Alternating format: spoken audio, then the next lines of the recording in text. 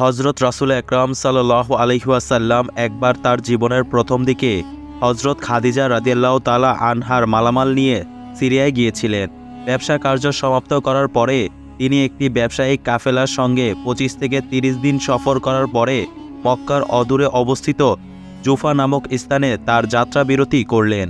সেই দিকে মক্কি ব্যবসায়ী কাফেলাদের অভ্যাস ছিল ব্যবসায় ভালো রকম মুনাফা অর্জন করত। তারা মনে মনে আশা করত যে মক্কায় প্রবেশ করার পূর্বে মক্কাবাসীরা তাদেরকে অভ্যর্থনা জানাবে। জুফা নামক স্থানে এসে কাফেলাটি যাত্রা বিরতি করার পরে প্রত্যেক ব্যক্তি তাদের এক একজন করে দাস মক্কায় প্রদর্শন করলেন, যাতে সেই দাসগুলি মক্কাবাসীদেরকে তাদের আগমনের সংবাদটি জানিয়ে দেন। হজরত খাদিজাতুল কুবরা রাদিয়াল্লাহু তাআলা আনহার দাসের নাম ছিল মাইসারা। তার কাজ ছিল কাফেলার আগমনের সংবাদটি হজরত খাদিজাতুল কুবরা রাদিয়াল্লাহু তাআলা আনহাকে জানিয়ে দেওয়া। কিন্তু মাইসা হজরত রাসূল আকরাম সাল্লাল্লাহু আলাইহি ওয়াসাল্লামকে বলল, হে মুহাম্মদ, আমার মনিব খাদিজা তাহিরা আজ পর্যন্ত ব্যবসায় এত মুনাফা অর্জন করেনি, যেই মুনাফা এবার আপনি তাকে এনে দিয়েছেন। তাই আমার মনের একান্ত ইচ্ছা এই শুভ সংবাদটি আপনি নিজে গিয়ে তাকে প্রদান করবেন। মাইশার কথা শুনে হজরত রাসূল আকরাম সাল্লাল্লাহু আলাইহি ওয়াসাল্লাম বললেন, আমি অবশ্যই তোমার মনের আশা পূরণ করব। এই বলে আল্লাহর নবী সাল্লাল্লাহু আলাইহি ওয়াসাল্লাম মক্কার দিকে রওনা করলেন। সেখান থেকে কিছুটা দূরত্ব একটি টিলা ছিল।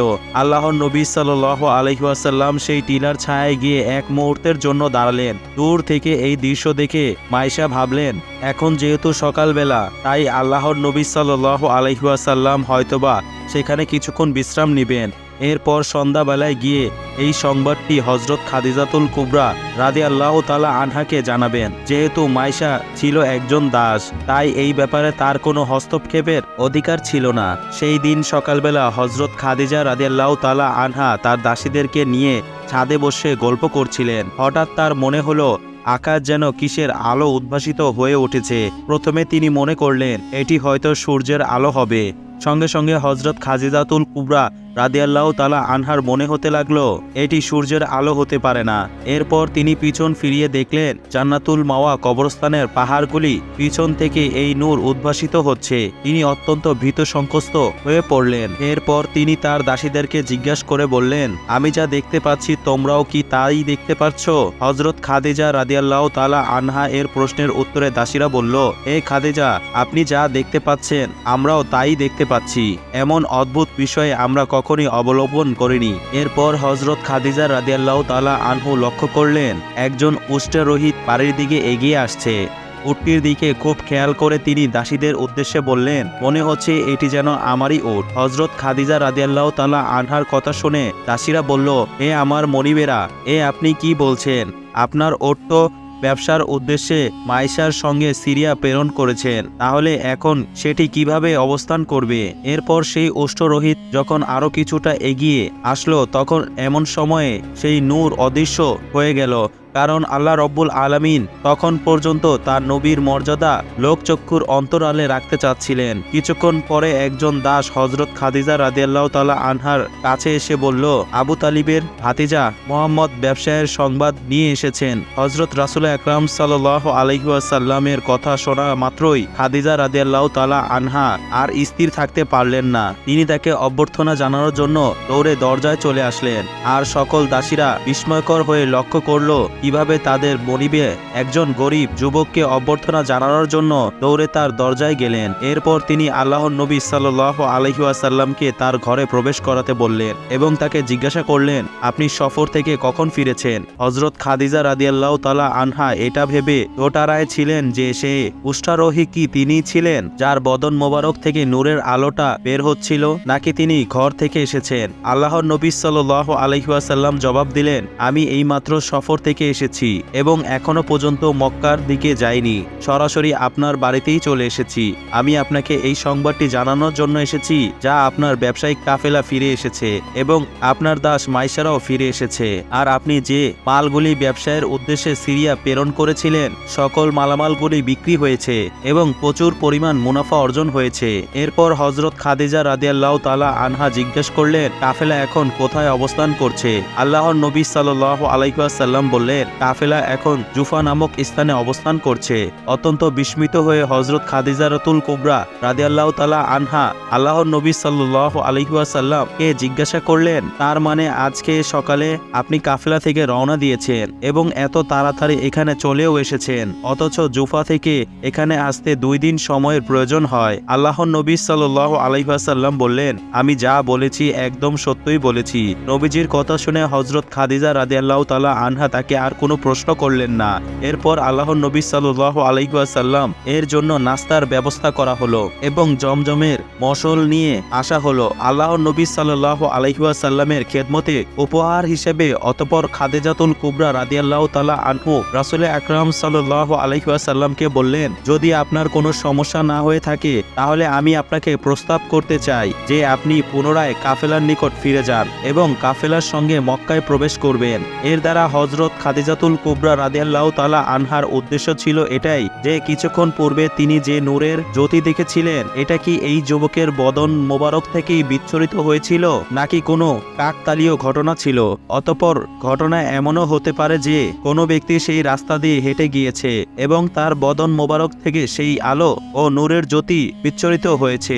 হযরত নবী করিম সাল্লাল্লাহু আলাইহি ওয়াসাল্লাম খাদিজাতুল কুবরা রাদিয়াল্লাহু তাআলা আনহাকে এর আমন্ত্রণ সাদরে গ্রহণ করলেন এবং তিনি পুনরায় কাফেলার নিকট ফিরে গেলেন। খাদিজাতুল কুবরা রাদিয়াল্লাহু তাআলা আনহা এর দাস মায়েশারা তাকে দেখার সঙ্গে সঙ্গে বললেন, এতক্ষণে অনেক দেরি হয়ে গিয়েছে, সকল দাসেরা মক্কার দিকে রওনা হয়ে গিয়েছে, তাই আপনারও উচিত দ্রুত মক্কার দিকে রওনা হওয়া, যাতে সকল মালিকদের মতো আমাদেরও মালিক সবার আগে তার ব্যবসায়ের সফলতার কথা জানতে পারে। মাইসার কথা শুনে আল্লাহর নবী সাল্লাল্লাহু আলাইহি ওয়াসাল্লাম মুচকি হাসলেন এবং বললেন, আমি তো ইতিমধ্যেই খাদিজাতুল কুবরা কে এই সংবাদ জানিয়ে ফিরে এসেছি। মাইশা আল্লাহর নবী সাল্লাল্লাহু আলাইহি ওয়াসাল্লামের কথা বিশ্বাস করতে পারলেন না। তিনি অত্যন্ত ভয়ে তাকে জিজ্ঞেস করলেন, আপনি কি বলছেন?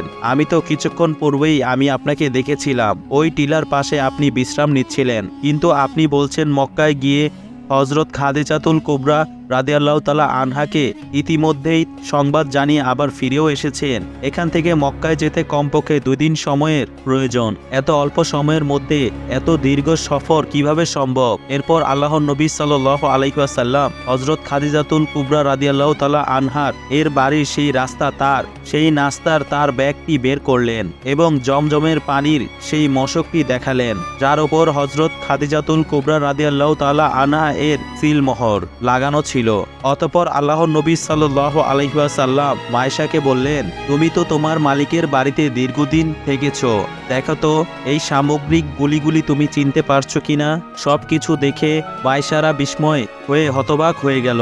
এগুলি এমন অকাট্য প্রমাণ ছিল যা অস্বীকার করার কোনো উপায় ছিল না। কাফেলা যখন মক্কায় প্রবেশ করলো তখন মায়েশারা সকলে লক্ষ্য করে বলল, তোমরা হয়তো সকলেই ভেবেছ আমরা যে পরিমাণ মুনাফা অর্জন করেছি মক্কার ইতিহাসে কোনো কাফেলায় এত বেশি মুনাফা অর্জন করতে পারেনি। আর তোমরা ভালোভাবেই এটা জানো যে আমাদের সঙ্গে আব্দুল্লাহর পুত্র মুহাম্মদ থাকার কারণেই তার বরকতেই আমরা এত বেশি মুনাফা অর্জন করতে পেরেছি। তাই আমাদের সকলের দায়িত্ব হলো আমাদের লভ্যাংশ থেকে মুহাম্মদকে কিছু কিছু হাদিয়া দেওয়া। তবে এদিকে বিশেষভাবে খেয়াল রাখতে হবে এটি যেন সদকা না হয়ে যায়, কারণ আমি জানি এই যুবক অসম্মানজনক কোনো কিছুই গ্রহণ করবেন না। সবাই খুশি মনে হযরত রাসূল আকরাম সাল্লাল্লাহু আলাইহি ওয়াসাল্লামকে হাদিয়া প্রদান করলেন। আল্লাহর নবী সাল্লাল্লাহু আলাইহি ওয়াসাল্লাম সেই হাদিয়া গ্রহণ করে বাড়ির দিকে চলে গেলেন।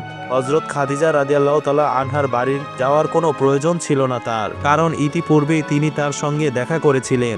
আর অন্যদিকে যখন সেই কাফেলাটি মক্কায় প্রবেশ করছিল তখন হযরত খাদিজাতুল কুবরা রাদিয়াল্লাহু তাআলা আনহা নুরাই বিস্ময়ের সঙ্গে লক্ষ্য করলেন যে সেই যুবকের নুরানি কদম থেকে সেই নূরের আলোটা বিচ্ছুরিত হচ্ছে। তখন হযরত খাদিজা রাদিয়াল্লাহু তাআলা আনহা একেবারে নিশ্চিত হয়ে গেলেন এটি সেই রত্ন যার জন্য এতদিন ধরে তিনি অপেক্ষায় ছিলেন। এরপর হযরত খাদিজা রাদিয়াল্লাহু তাআলা আনহা এর দাস মাইশারা অত্যন্ত আবেগ ও উৎকণ্ঠ নিয়ে তার বাড়িতে পৌঁছালেন। মাইসারা আসার পরে হযরত খাদিজাতুল কুবরা রাদিয়াল্লাহু তাআলা আনহা তাকে বললেন, হে মাইসারা, তুমি আমাকে আব্দুল্লাহর পুত্র মুহাম্মদের সংবাদ বলো। মাইসারা বলল, আমার যখন খাবার গ্রহণ করতাম তখন সাধারণত তিনি আমাদের সঙ্গে খাবার খেতেন না। যখন তিনি আমাদের সঙ্গে বসে খাবার খেতেন তখন আমরা আশ্চর্য হয়ে লক্ষ্য করতাম যে খাবার যতটাই কম হোক না কেন তার মধ্যে পর্যাপ্ত বরকত রয়েছে এবং সেই খাবার আমরা সকলে পরিতৃপ্ত হয়ে খাওয়ার পরেও ততটাই বাকি থাকতো যতটা শুরুতে ছিল। আপনি নিজে চাইলেও এই পরীক্ষা করতে পারেন। এরপর হযরত খাদিজাতুল কুবরা রাদিয়াল্লাহু তাআলা আনহা মাইসারাকে বললেন, তুমি যাও, তাকে আমার বাড়িতে নিয়ে আসো এবং তাকে বলবে আমি তাকে খাবার গ্রহণের জন্য দাওয়াত দিয়েছি। হযরত খাদিজাতুল কুবরা রাদিয়াল্লাহু তাআলা আনহা এই সংবাদ নিয়ে মাইসারা আল্লাহর নবী সাল্লাল্লাহু আলাইহি ওয়াসাল্লামের কাছে গেলেন এবং তাকে বললেন, হে মুহাম্মদ, খাদিজা তাহেরা আপনাকে তার বাড়িতে দাওয়াত করেছেন। আপনি যদি অনুগ্রহ করে তার দাওয়াত কবুল করেন তাহলে তিনি আপনার উপর অনেক কৃতজ্ঞ হবেন। আল্লাহর নবী সাল্লাল্লাহু আলাইহি ওয়াসাল্লাম নিঃসন্দেহে এই দাওয়াত গ্রহণ করলেন এবং এরপর তিনি মাইসারার সাথে হযরত খাদিজাতুল কুবরা রাদিয়াল্লাহু তাআলা আনহার বাড়িতে আসলেন। এরপর হযরত খাদিজাতুল কুবরা রাদিয়াল্লাহু তাআলা আনহা তার বাড়িতে থাকা সকল প্রকার পুরুষ আত্মীয়স্বজন এবং দাসদেরকে একত্র করলেন এবং একটি ছোট্ট পাত্রে কিছু খেজুর রাখলেন। আল্লাহর নবী সাল্লাল্লাহু আলাইহি ওয়াসাল্লামকে সঙ্গে সঙ্গে খাবারের ব্যবস্থা করে দেওয়া হলো। নবী আকরাম সাল্লাল্লাহু আলাইহি ওয়াসাল্লাম সর্বপ্রথম তার হস্ত মোবারক দ্বারা সেই পাত্র থেকে একটি খেজুর উত্তোলন করলেন।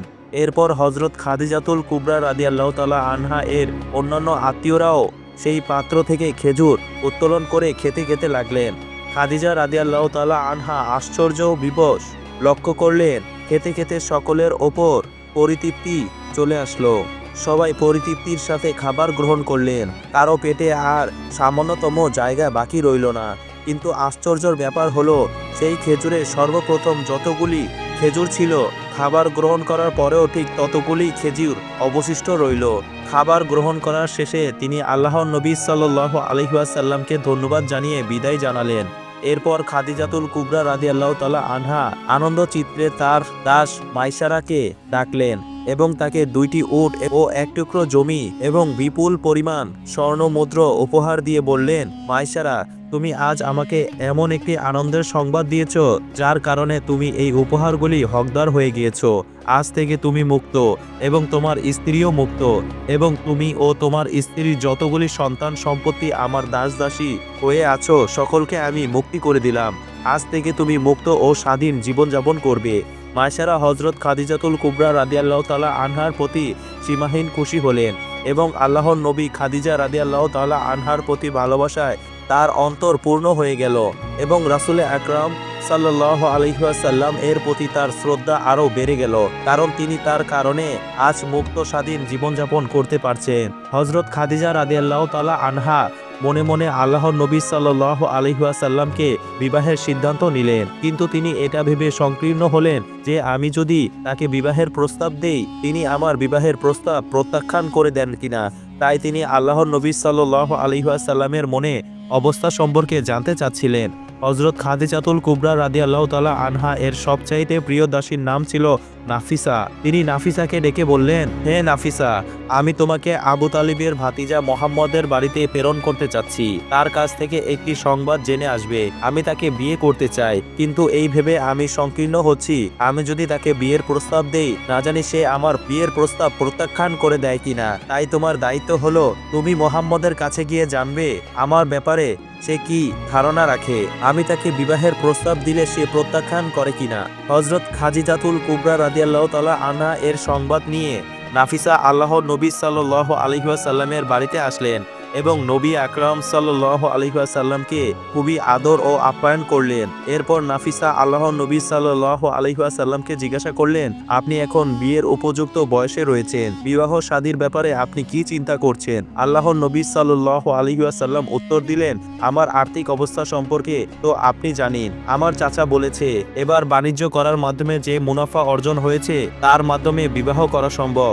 এরপর নাফিসা বললেন, আমি যদি আপনাকে এমন একজন নারীর ব্যাপারে বিবাহ করার প্রস্তাব দেই, যে নারী সৌন্দর্য, ধন সম্পদ এবং বংশমর্যাদায় মক্কার মধ্যে শ্রেষ্ঠ, আপনি কি সেই বিয়ের প্রস্তাব গ্রহণ করবেন? নাফিসার কথা শুনে আল্লাহর নবী সাল্লাল্লাহু আলাইহি ওয়াসাল্লাম কোনো উত্তর দিলেন না। নাফিসা আবার বললেন, আমার মনিবা খাদিজা তাহিরি নিজেই আপনার সঙ্গে বিবাহের ব্যাপারে কথা বলার জন্য আগ্রহ প্রকাশ করেছেন এবং তিনি নিজে আগ্রহ করে আপনার কাছে এই প্রস্তাব প্রেরণ করেছেন। এর পরের দিন আল্লাহর নবী সাল্লাল্লাহু আলাইহি ওয়াসাল্লাম প্রস্তুত হয়ে খাদিজা তাহেরের বাড়িতে আসলেন। হযরত খাদিজা তাহেরা নবী আকরাম সাল্লাল্লাহু আলাইহি ওয়াসাল্লামকে বললেন, গত বাণিজ্য সফরে আমরা অনেক মুনাফা অর্জন করেছি, আপনার লাভের অংশটুকু আমার নিকট গচ্ছিত রয়েছে, সেই মালের ব্যাপারে আপনার পরিকল্পনা কি?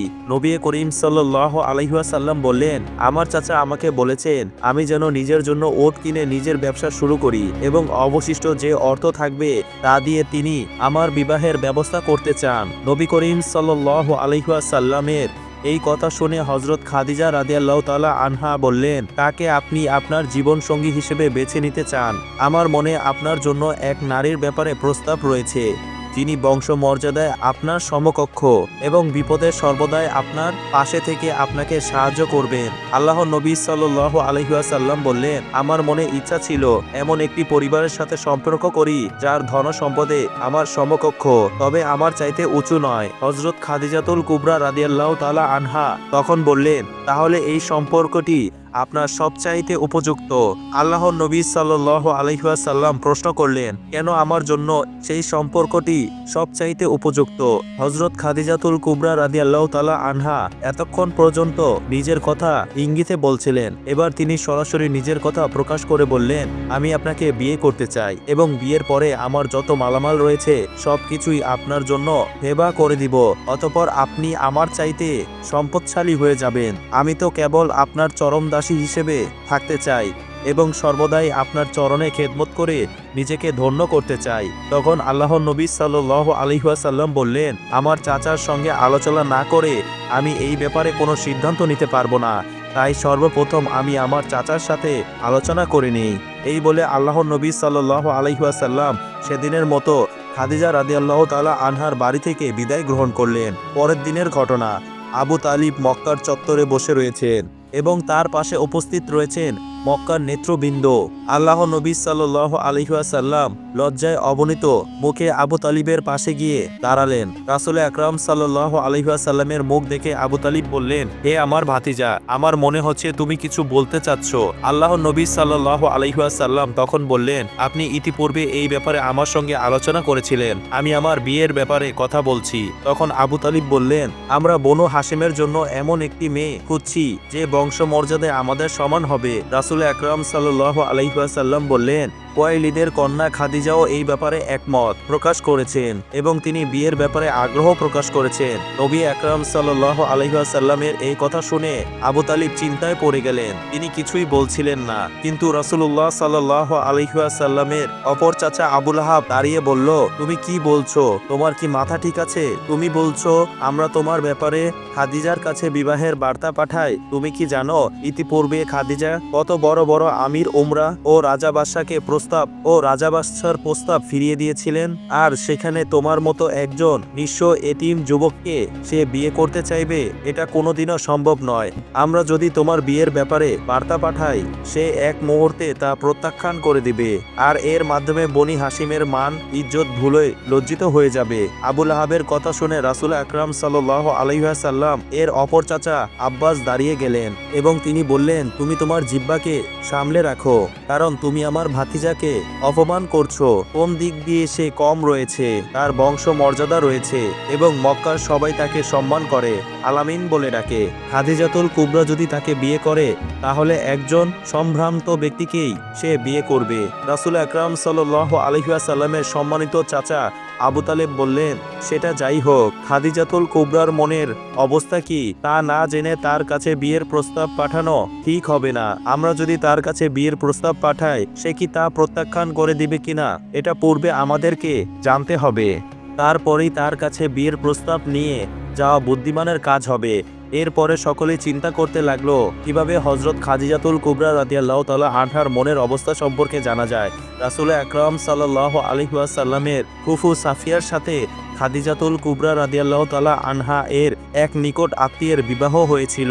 অতঃপর সকলেই সিদ্ধান্ত নিল সাফিয়ার মাধ্যমেই খাদিজাতুল কুবরা রাদিয়াল্লাহু তাআলা আনহার মনের অবস্থা সম্পর্কে জানবেন। এরপর তারা রাসূল আকরাম সাল্লাল্লাহু আলাইহি ওয়াসাল্লামের ফুফু সাফিয়াকে খাদিজাতুল কুবরা রাদিয়াল্লাহু তাআলা আনহু এর বাড়িতে প্রেরণ করলেন। সাফিয়া হযরত খাদিজাতুল কুবরা রাদিয়াল্লাহু তাআলা আনহার বাড়িতে যাওয়ার সঙ্গে সঙ্গেই বুঝতে পারলেন কেন তিনি তার বাড়িতে আগমন করেছেন। এরপরে হযরত খাদিজাতুল কুবরা রাদিয়াল্লাহু তাআলা আনহা রাসূল আকরাম সাল্লাল্লাহু আলাইহি ওয়াসাল্লামের ফুফুকে আদর যত্ন ও সম্মান করলেন। অতঃপর আল্লাহর রাসূলের ফুফু সাফিয়া খাদিজাতুল কুবরা রাদিয়াল্লাহু তাআলা আনহাকে বললেন, হে খাদিজা, তুমি কেমন পুরুষকে বিবাহ করতে চাও? তখন হযরত খাদিজাতুল কুবরা রাদিয়াল্লাহু তাআলা আনহা বললেন, আমি এমন একজন পুরুষকে বিবাহ করতে চাই যে হবে সত্যবাদী, যে সমস্ত বংশের মানুষ এবং যার চরণে খেদমত করলে আমি পরকালে মুক্তি ও নাজাত পাবো। রাসূল আকরাম সাল্লাল্লাহু আলাইহি ওয়াসাল্লামের ফুফু সাফিয়া তখন বললেন, আমি আমার ভাতিজা মুহাম্মদের বিয়ের ব্যাপারে তোমার সঙ্গে কথা বলার জন্য এসেছি। হযরত খাদিজাতুল কুবরা রাদিয়াল্লাহু তাআলা আনহা বললেন, আমি তাকে বিয়ে করার জন্য সদা প্রস্তুত। আমি যদি আমার স্বামী হিসেবে তাকে পাই তাহলে এটাই হবে আমার জীবনের সবচেয়ে বড় পাওয়া।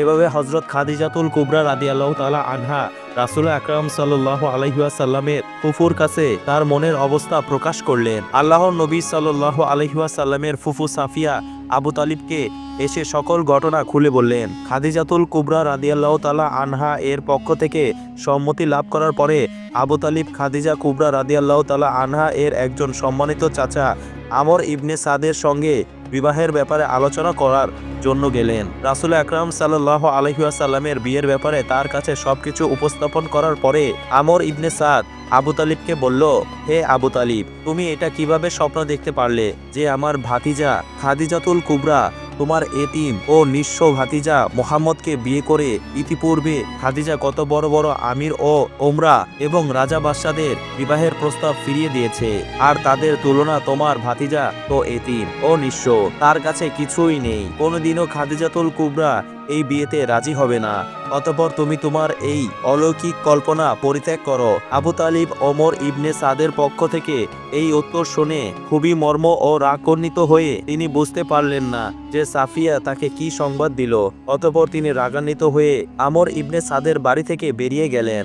এরপর একজন দাসী খাদিজাতুল কুবরা রাদিয়াল্লাহু তাআলা আনহাকে এসে বলল, হে আমার মনিবা, মুহাম্মদের চাচা আবু তালিব আপনার চাচা আমর ইবনে সাদের কাছে বিয়ের ব্যাপারে কথা বলার জন্য এসেছিলেন, কিন্তু আপনার চাচা সেই প্রস্তাব প্রত্যাখ্যান করেছেন। খাদিজাতুল কুবরা রাদিয়াল্লাহু তাআলা আনহা এ সংবাদ শোনার সঙ্গে সঙ্গে যেন তার আকাশ ভেঙে মাটিতে পড়লেন। যেই বিয়ের ব্যাপারে তিনি এতদিন ধরে অধীর আগ্রহে অপেক্ষা ছিলেন, তার চাচা তাকে না জানিয়ে সেই প্রস্তাবটি প্রত্যাখ্যান করেছেন। খাদিজাতুল কুবরা রাদিয়াল্লাহু তাআলা আনহাও নিজের ব্যাপারে সিদ্ধান্ত নেওয়ার ক্ষমতা তার ছিল, তবুও তিনি চিন্তায় পড়ে গেলেন এখন তিনি কি করবেন। যদি নিজে থেকে এই বিবাহে রাজি হয়ে যান তাহলে লোকে বলবে খাদিজাতুল কুবরা তার মুরব্বীদেরকে মান্য করে না। আবার তিনি এটাও চান না যে রাসূল আকরাম সাল্লাল্লাহু আলাইহি ওয়াসাল্লামকে অন্য কেউ বিবাহ করুক এবং তার এই হাত থেকে রত্ন হাতছাড়া না হয়ে যাক। তাই তিনি উভয় সংকটে পড়ে তার চাচাতো ভাই ওরা ইবনে নৌফেলের কাছে চলে গেলেন। ওরাকা ইবনে নৌফেলের ছিল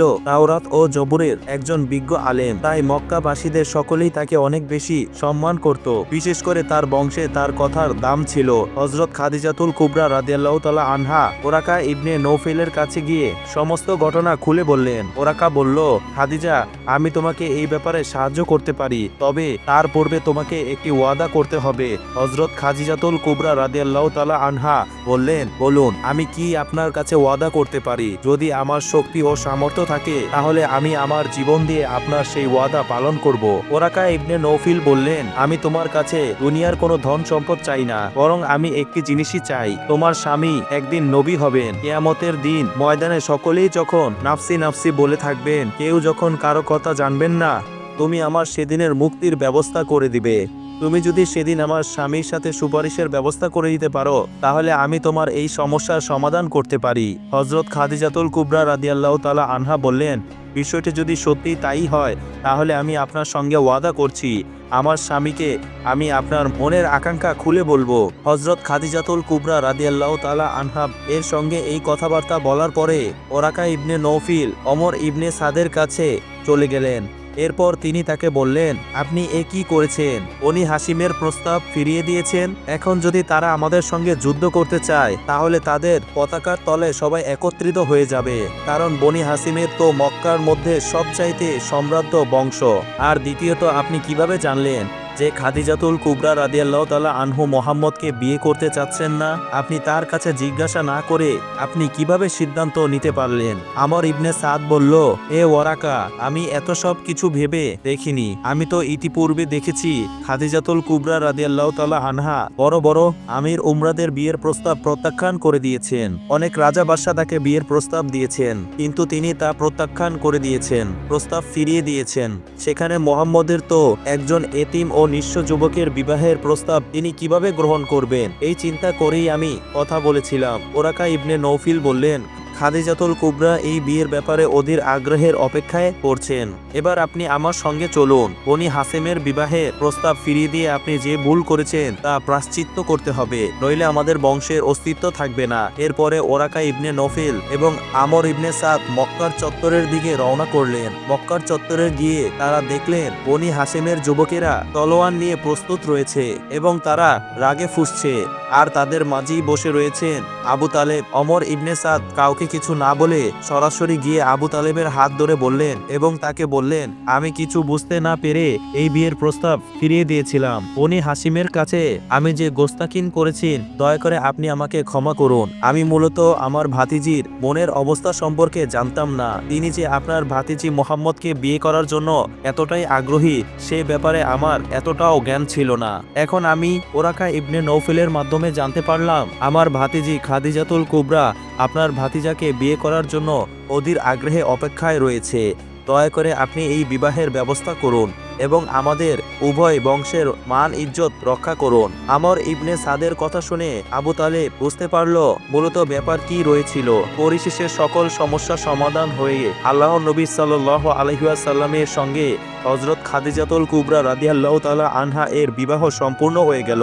রাসূল আকরাম সাল্লাল্লাহু আলাইহি ওয়াসাল্লামের বয়স ছিল তখন 25 বছর, আর হযরত খাদিজাতুল কুবরা রাদিয়াল্লাহু তাআলা আনহা এর বয়স ছিল 40 বছর। প্রিয় দর্শক, এই ছিল আল্লাহর নবী রাসূল আকরাম সাল্লাল্লাহু আলাইহি ওয়াসাল্লামের খাদিজাতুল কুবরা রাদিয়াল্লাহু তাআলা আনহা এর বিবাহের কাহিনী। আল্লাহ রাব্বুল আলামিন আমাদেরকে এই কাহিনী থেকে শিক্ষা লাভ করে আমাদের জীবনে উপকৃত হওয়ার তৌফিক দান করুক। প্রিয় দর্শক, ভিডিওটি ভালো লাগলে অবশ্যই লাইক, কমেন্ট, শেয়ার করতে ভুলবেন না। দেখা হচ্ছে নতুন আরেকটি ভিডিওতে। সে পর্যন্ত ভালো থাকবেন, সুস্থ থাকবেন। আল্লাহ হাফেজ।